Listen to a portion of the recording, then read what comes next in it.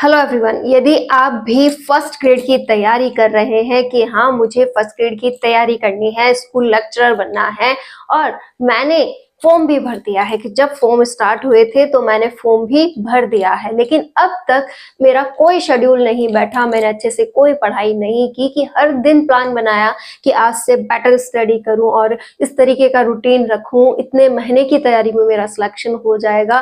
केवल और केवल मैंने प्लान ही बनाए हैं, अच्छे से स्टडी मैं नहीं कर पाई हूँ, या फिर आप कह सकते हैं कि आपकी खुद की लापरवाही या फिर ये आपकी परिस्थितियों का भी आपके साथ झोल हो सकता है कि कई बार हालात ही ऐसे हो जाते हैं कि हम चाहकर भी कुछ नहीं कर पाते। तो कोई भी कारण रहा हो, अगर आप ये मानते हैं कि मैंने अब तक बहुत कम पढ़ा है या न के बराबर पढ़ा है, लेकिन मुझे फर्स्ट ग्रेड की तैयारी करनी है, तो कैसे इन महीनों में मैं एक अच्छी तैयारी कर सकती हूँ, तो ये वाला पॉइंट जो मैं आज आपके साथ शेयर कर रही हूँ आपकी मदद कर सकता है एक अच्छी तैयारी करने के लिए, कि आप इसके साथ बहुत अच्छे से तैयारी कर सकते हैं। स्टूडेंट्स, हम ये तो समझ गए हैं कि जो फर्स्ट ग्रेड का पेपर होने वाला है, जिसकी एग्जाम डेट भी हमें पता है कि मई लास्ट, यानी कि बताया जा रहा है कि 31 मई से पेपर स्टार्ट हमारे हो जाएंगे, जो जून के 16 मतलब हम कह सकते हैं 16 जून तक चलने वाले हैं। कि अगर हम बात करें तो जो एग्जाम डेट है वो हमारे पास है, और उसके अनुसार हम देखें तो यहाँ पर हमारे पास बहुत कम समय है। तो इस कम समय को कैसे मैनेज किया जाए कि सिलेबस भी कंप्लीट हो, अच्छा खासा रिवीजन भी हो, प्रैक्टिस भी हो, और हम 40% से अबो मार्क्स लाने के लिए तैयार हो जाएं। जैसे कि हमें पता है कि आरपीएससी फर्स्ट ग्रेड ने हमें टारगेट दिया है कि फर्स्ट पेपर में भी 40% लाने हैं और सेकंड पेपर में भी 40% लाने हैं। ऊपर से आरपीएससी का पैटर्न भी अभी स्ट्रॉन्ग आया था, लास्ट ईयर हमने ये भी देखा था। तो कैसे हम पढ़ाई को मैनेज करें और कैसे हम एक अच्छा रूटीन फॉलो करते हुए तैयारी करें, आज हम यही जानेंगे। अगर आप मेरे अकॉर्डिंग देखते हैं, जो मैं इन दिनों कर रही हूँ वही मैं आपसे शेयर कर रही हूँ, लेकिन एक पॉइंट आपको ये जरूर ध्यान में रखना होगा कि जो हमारे पास ये 4 महीने का समय है, हमें इसे 3 महीने ही मानकर तैयारी करनी है। 1 महीने को यहाँ हमें कम मानना होगा, ताकि हम जो भी कुछ बच जाए, जो भी हमें लास्ट में पढ़ना हो, उसके लिए हम उसे मैनेज कर सके। फिलहाल हम यहाँ पर जो बात करेंगे वो मात्र 3 महीनों को ध्यान में रखकर करने वाले हैं कि कैसे 3 महीने में हम हमारे सिलेबस को कंप्लीट कर ले, कैसे हम अच्छा खासा रिवीजन कर ले। एक बात क्लियर हो गई कि तैयारी के लिए मिनिमम 6 महीने चाहिए थे, लेकिन हम उन्हें 3 महीनों में करने वाले हैं। तो ये जो 3 महीने रहने वाले हैं, ये भी कैसे होने चाहिए, 6 महीने के अकॉर्डिंग, यानी डबल होने चाहिए। तो यहाँ पर तैयारी के लिए हमें समय डबल चाहिए कि कुल मिलाकर 10 या फिर हम 8 घंटे से नीचे की पढ़ाई नहीं करें। हमें समय निकालना होगा 8 घंटे या 10 घंटे का। और अब ये जो समय है ये दोनों को बराबर देना है, चाहे आप फर्स्ट पेपर की बात करें चाहे सेकंड पेपर की, कि दोनों में ही हमें 40-40% का स्कोर तो कंफर्म करना है, उसके ऊपर ही हमें तैयारी करनी होगी। तो आप दोनों को मैनेज बराबर करें कि आप 4 घंटे के समथिंग फर्स्ट पेपर को दें और 4 घंटे के समथिंग ही सेकंड पेपर को दे। यहाँ एक पॉइंट आप पे लागू होता है, यदि आपका सब्जेक्ट अच्छा है, आप उसमें बहुत अच्छी पकड़ रखते हैं, तो वो समय भी आप इधर शिफ्ट कर सकते हैं कि यहाँ 3 घंटे के समथिंग से भी काम चल जाए तो आप यहाँ 5 घंटे कर सकते हैं। या फिर आपके जीके बहुत अच्छा है तो आप 5 घंटे जो आपको यहाँ देने थे वो आप सब्जेक्ट को दे दीजिए, ये आपके ऊपर डिपेंड करेगा। लेकिन आप ध्यान में रखें कि जितना हो सके आप समय को मैनेज करने की कोशिश करें, दोनों हिस्सों को बराबर प्रायोरिटी के साथ लेकर चलें। एक बात हमें और ध्यान में रखनी है, वो ये है कि जो फर्स्ट पेपर रहा, इसी ने पिछली जो एग्जाम हुई थी आरपीएससी फर्स्ट ग्रेड की, वहाँ सिलेबस से स्टूडेंट्स को वंचित रखा है। और क्यों हम इसके ऊपर ऐसे, मतलब कौन कौन से पॉइंट ऐसे अप्लाई करें जिसकी वजह से हमारा सिलेक्शन अच्छा खासा यहाँ से हम ले सके अच्छी परसेंटेज के साथ। तो हमें ये बातें ध्यान में रखनी है कि समय अच्छा खासा देना है। अब हम फर्स्ट पेपर से पहले स्टार्ट करते हैं कि फर्स्ट पेपर को हम मिनिमम 4 घंटे दे रहे हैं, और हमें पता है कि यहाँ ढेरों सब्जेक्ट्स हैं। अब आप इतने कम समय में सारे सब्जेक्ट तो नहीं देख सकते, लेकिन कुछ ऐसे सब्जेक्ट्स हैं जिन्हें पढ़ते हुए आप अच्छी तैयारी कर सकते हैं, जिसमें आता है पहला हमारे पास हिस्ट्री।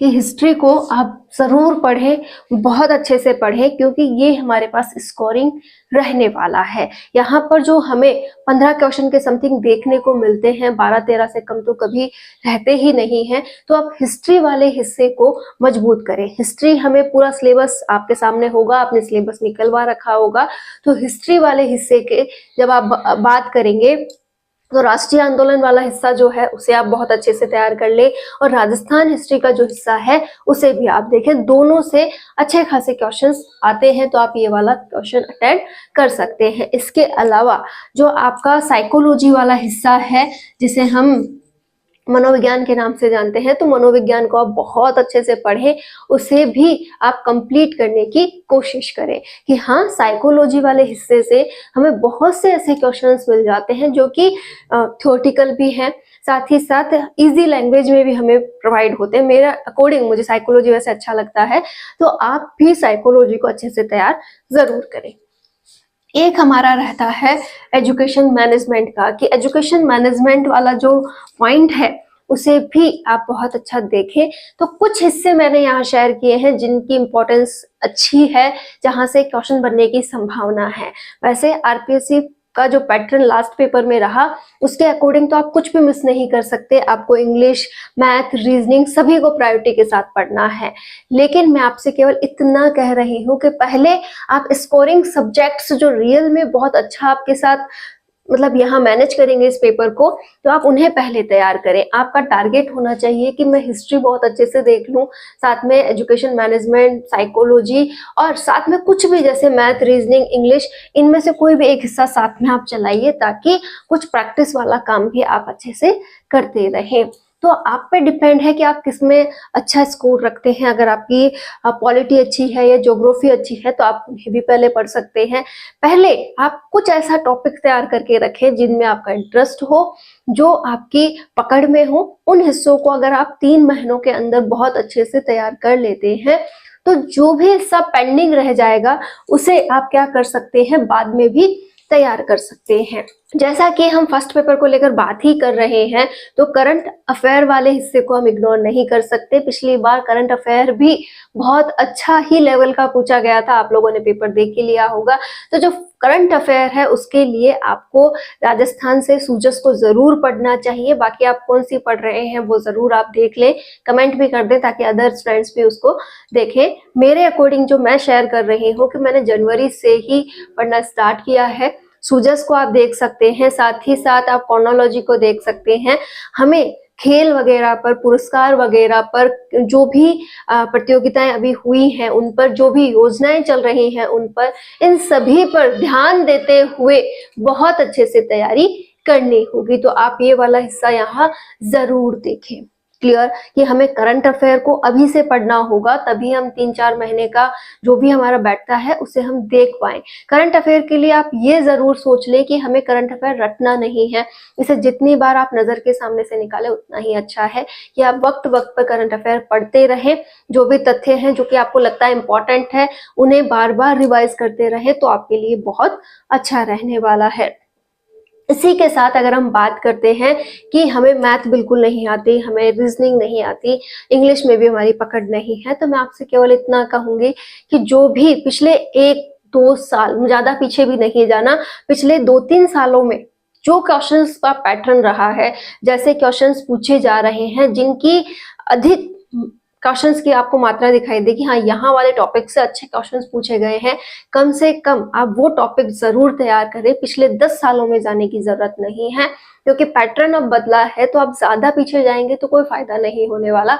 लेकिन 1 से 2 साल 3 साल ये जो पीछे का पेपर का रहा है, इसे आप जरूर देखें, और इसके आधार पर कुछ हिस्से जरूर मैथ, रीजनिंग और इंग्लिश के तैयार करें। ये आपको फायदा यहाँ दिला सकते हैं, ये वाला हिस्सा आपको छोड़ना भी नहीं पड़ेगा। तो कुल मिलाकर हमने फर्स्ट पेपर को इतना समझ लिया है कि जो भी इंपॉर्टेंट हिस्से हैं, जैसे हिस्ट्री हो गया, एजुकेशन मैनेजमेंट हो गया, साइकोलॉजी हो गया, मैथ, रीजनिंग और इंग्लिश वगैरह के लिए भी मैंने आपसे कह दिया है। अगर आप पूरा नहीं जानते हैं, आपको सही से उनके बारे में मतलब नहीं पढ़ा है, नहीं करना है वो वाला हिस्सा, तो भी आप पिछले 2-3 सालों के पेपर का जो भी क्वेश्चन आए हुए हैं उनकी एनालिसिस करते हुए वो हिस्से तो जरूर तैयार करें। और रही आपकी ज्योग्राफी और पॉलिटी वाली बात, तो जो आपको अच्छा लगता है, जितना आप पढ़ना चाहें वो उसमें पढ़ें, लेकिन कोशिश करें कि 3 महीनों में आप एक बार सिलेबस करते हुए और जितना रोज पढ़ रहे हो कि जितना मैंने पढ़ा है 2 से 3 टॉपिक जो भी मेरा टारगेट था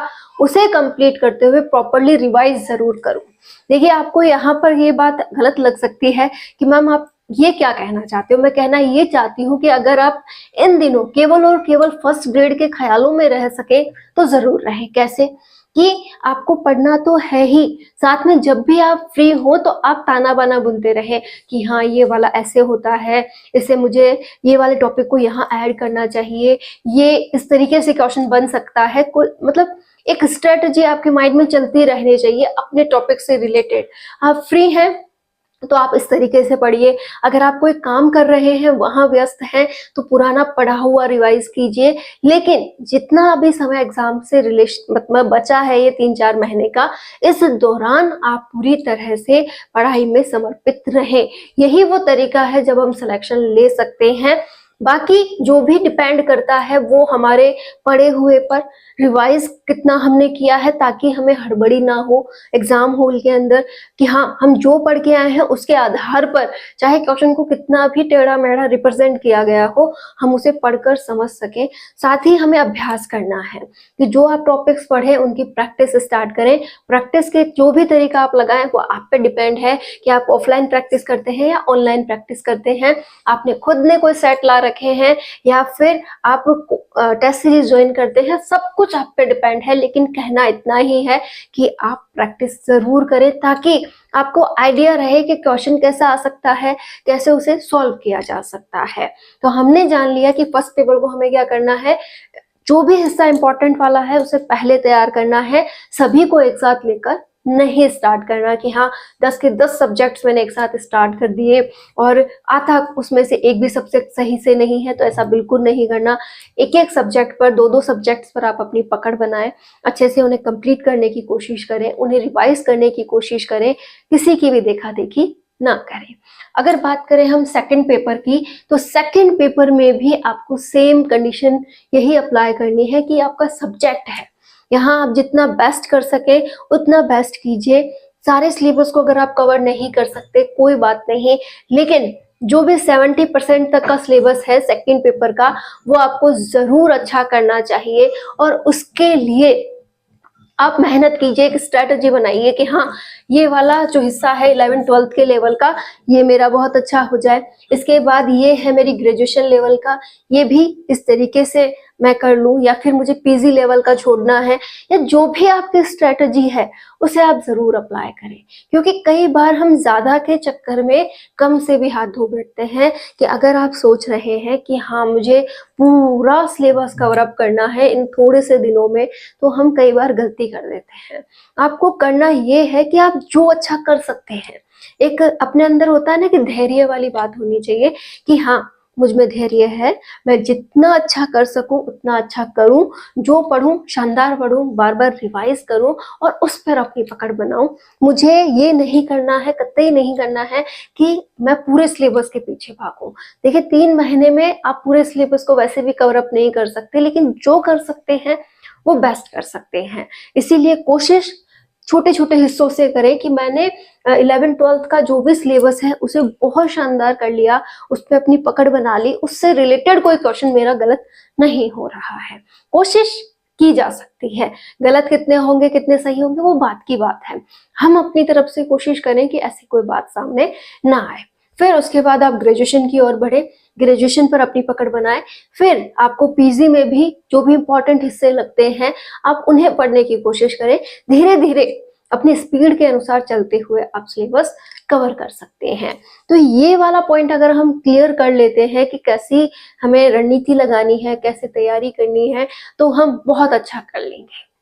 तो एक छोटे से पहल थी मेरी कि आप भी मेरी तरह इस तरीके से तैयारी करेंगे तो आप भी पूरा सिलेबस भी कर सकते हैं, साथ ही साथ उसको रिवाइज भी कर सकते हैं। जैसा कि मैंने आपसे शेयर किया था कि मेरा सिलेबस एक बार हो गया है, मैं इन दिनों आपके साथ ये हिस्से रिवाइज करूंगी कि हाँ मुझे भी प्रॉपरली रिवाइज करना है इन 3 दिनों में, कि हाँ मुझे भी पूरी तरह से रिवाइज करना है इन 3 महीनों के अंदर। जो भी अभी लग रहा है कि नया पैटर्न, जैसे कि अभी रीट वालों ने अपना पेपर पैटर्न जो हमारे सामने रखा है, उसे देखते हुए क्या करेक्शन और करने हैं, क्या इसमें इम्प्रूव करना है, क्या और जोड़ना है, कैसे हम इसे बेस्ट कर सकते हैं, वो सभी हिस्से मैं इन 3 महीनों में करने वाली हूँ। बीच बीच में मैं भी आपके साथ ये बात जरूर रखूंगी कि कैसे मैंने क्या जोड़ा है और कहाँ कहाँ से आप और इसमें पढ़ सकते हैं। वैसे आपके पास जो भी बुक लिस्ट है वो बहुत अच्छी है, इस मामले में कभी भी आप किसी की ना सुने। आपने जो खरीद लिया है, जहां से पढ़ रहे हो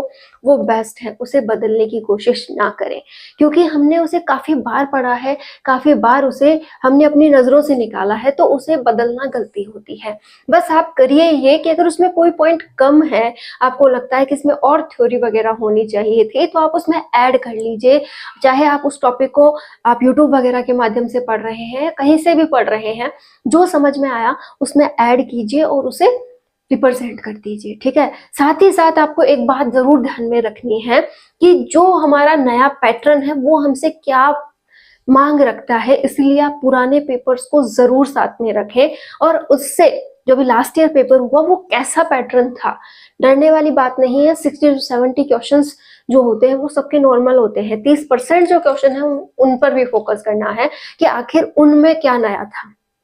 कुल मिलाकर हमें बिना घबराए, बिना डरे एक ऐसी रणनीति पर काम करना है जो हमें लगातार आगे की ओर ले जाए, क्योंकि ये जो माहौल है उस माहौल में अपने आप को मतलब धैर्य देना बहुत बड़ी बात होगी और आप कर लेंगे इजीली। फर्स्ट ग्रेड हम कर लेंगे, देखते हैं कहाँ पर कितना क्या हमें मिलता है। कोशिश हम शानदार करेंगे ताकि जब रिजल्ट आए तो कम से कम खुद से तो पछतावा नहीं हो कि हमने तो अपनी तरफ से ही 100% नहीं किया, तो कैसे हम उम्मीद कर सकते हैं कि हमारा सिलेक्शन हो। तो हम पूरा 100% देंगे, जितना हम कर सके उतना बेस्ट करेंगे और अपने सिलेक्शन को भी सुनिश्चित करने की कोशिश करेंगे। All the